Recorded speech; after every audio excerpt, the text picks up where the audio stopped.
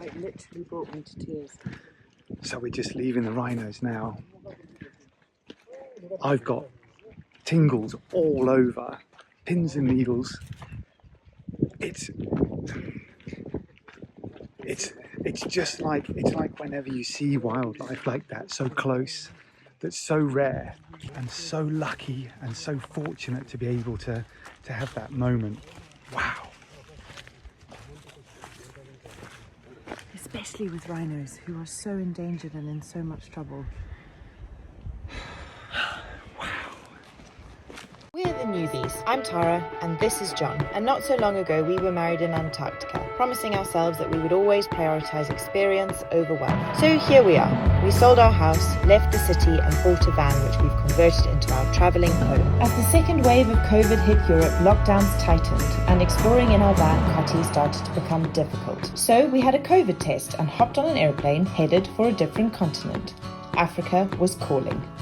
In last week's episode, we crossed 2 countries, visited the ancient ruins of Pompeii, and jumped on a flight to my home country, Zimbabwe. This week, we head into the bush to a little-known national park called Matopos and explore one of my favourite regions of my home. If you are enjoying our videos, please do us a favour, whack that subscribe button just below and the little bell on the right-hand side to turn on notifications so that you never miss an update. We are in Bulawayo, which is the biggest city in Western Zimbabwe and Zimbabwe's second biggest city. And we're on our way to Matopos. We will be there probably in about 45 minutes. And what's at Matopos? So, they have got the richest site of rock art in the world, if I'm not mistaken. That fact does need to be checked. Rhinos. Rhinos? Rhinos, if we're very lucky. It's a very, very beautiful part of the country and one of my favourites. It's also the place where Cecil John Rhodes is buried. Cecil. And lots of history. Cool. Look at the state of our windscreen. Bedlam. Oh man. Do you know, we watched a documentary the other day which pointed out that you very seldom see insects on your windscreen anymore, and it's a sign of the demise of biodiversity in the world. I think it's safe to say the Zimbabwean biodiversity is still thriving. We just went through a flying ant storm. Yep. And their bums are like butter. Didn't you tell me that you used to eat them when you were a kid? Yes, we did. Flying ants? Yes, in the playground. They're delicious, they taste just like butter. Well, let's see if we can find some later. You can try them, I've done my bit. Yummy, yummy. We have arrived. Right. Malinda Lodge. One of my favourite places. And an arrow to the right.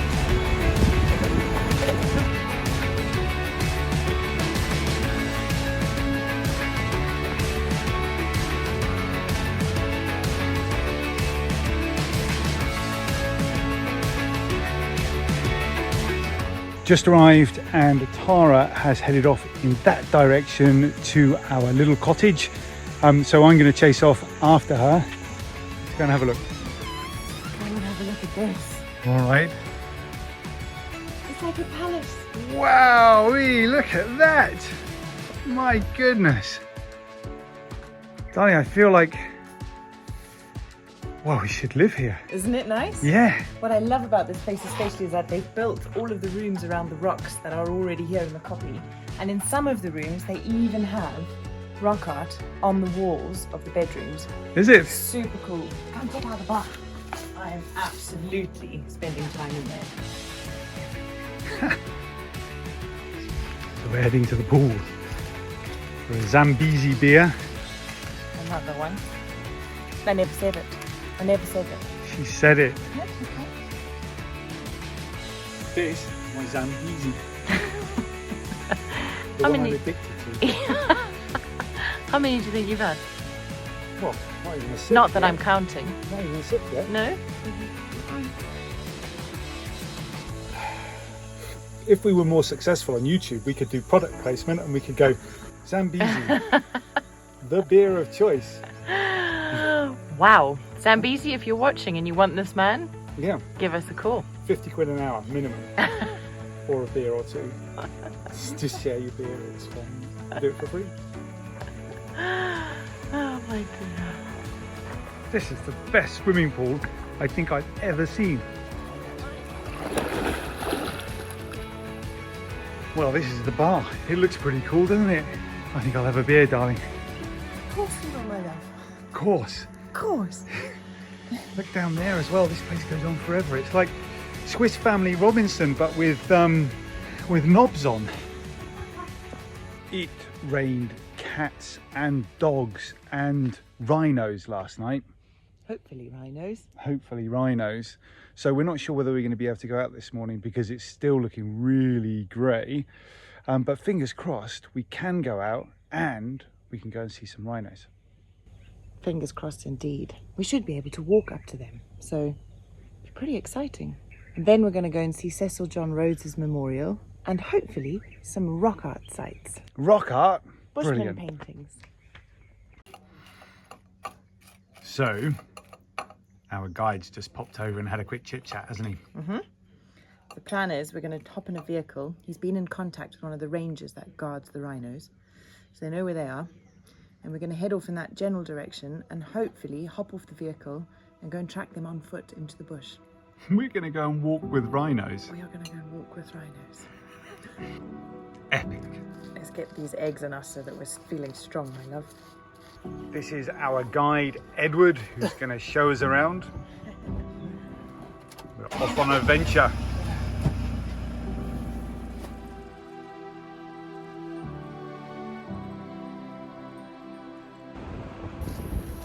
Rhinos are that way.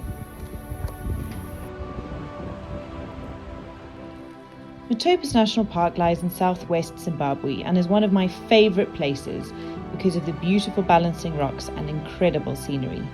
Listed as a World Heritage Site thanks to the richness of rock art found here, if you're headed to Zim, it should absolutely be on your list. So this is one of the ways that the white rhino bulls mark their territory. It's only the dominant bull that marks the territory. They make scrap marks in the ground every 25 or 30 meters along the boundaries. Yeah. Yes, they also spray their urine backwards on the bushes or on trees or any prominent object within the boundaries. So this just shows us that we are on the boundary. We are in the territory of the rhinos.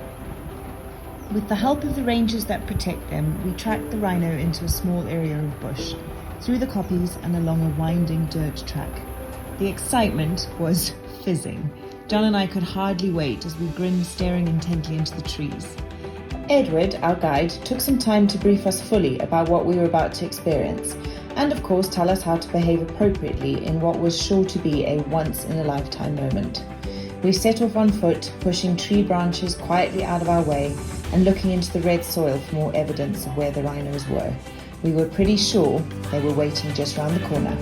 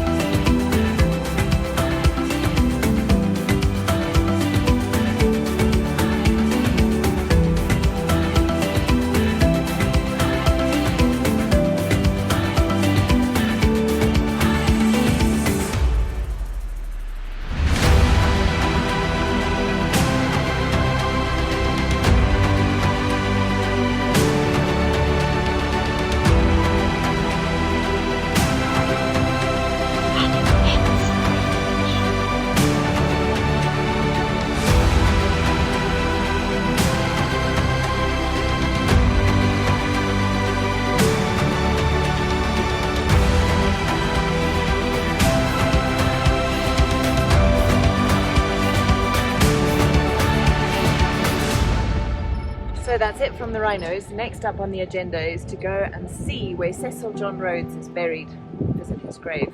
Just around the corner, and then there's some bush art that we're going to have a look at too. Yeah, bushman paintings. What a day! Amazing. It was a short drive from the Rhino to the World's View. We paid our entrance fees and headed out for a short walk. Once again, Edward, our knowledgeable guide, led the way, over the granite rocks towards Cecil John Rhodes' grave, a man who colonised this area in the late 1800s and, rightly or wrongly, had an entire nation named after him. Edward's history lesson included some of Rhodes's friends, who were also laid to rest in this most incredible of locations. Coghlan was the first Prime Minister of Rhodesia. This site is also the final resting place of Alan Wilson and his 34 men, remembered in an epic monument overlooking the valley below. These men bravely crossed the Shangani River in pursuit of King Lobengula, who was leader of the Matabele, and all lost their lives in a brutal battle on the riverbanks. And Jamison, Rhodes's dearest friend, lies closest to him. But it was Rhodes's wish that he was buried right at the top with what he described as a view of the world. The tales Edward told were fascinating, and if you find the time, it's worth reading a little bit about Cecil John Rhodes and his relationship with the tribal king Lobengula, who played as much a role in the story of Rhodesia as its namesake.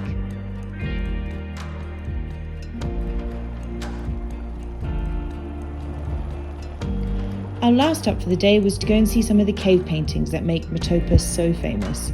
They're estimated to be between 2,000 and 13,000 years old. Let's go and have a look, shall we?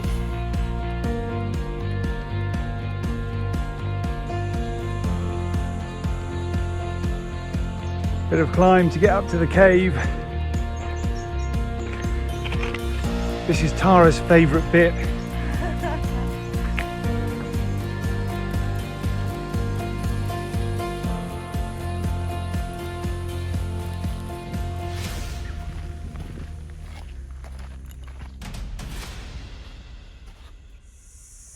So in that cave, a human skeleton was found in 1975.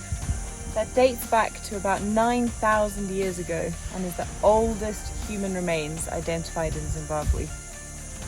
Isn't that remarkable? What is incredible is that it's quite likely that these paintings are about the same age as the ancient artifacts that we were looking at in Greece just a couple of weeks ago. The trick is to kind of take your time and keep looking, and the more you look, the more you see. With this one in particular, you can see there's dark paintings, but there's also the light paintings, where the paint's kind of peeled off the rocks. If you look here, there's like a leopard type creature. If you look there, you can see the detail. This hunter's got kind of like stippling on his legs. They believed that their gods, unlike ours that live in the sky, lived in the earth, and so the rock face was kind of a medium by which to communicate. So they would paint their messages or their offerings or their dreams or whatever it was onto the rock face and as a way to communicate with the gods. And it was always painted by almost like oracles, but witch doctors in the community that would be probably high and in a trance of some description, chanting. So when you see hunters and animals like that, the belief is by some academics that that's not actually depicting a hunt for animals for food. It's depicting hunters hunting clouds for rain. The day had been long and utterly thrilling, starting with close encounters with Rhino, passing by some incredible recent history, and ending with legends from bygone days. It was time to head home for some pool time.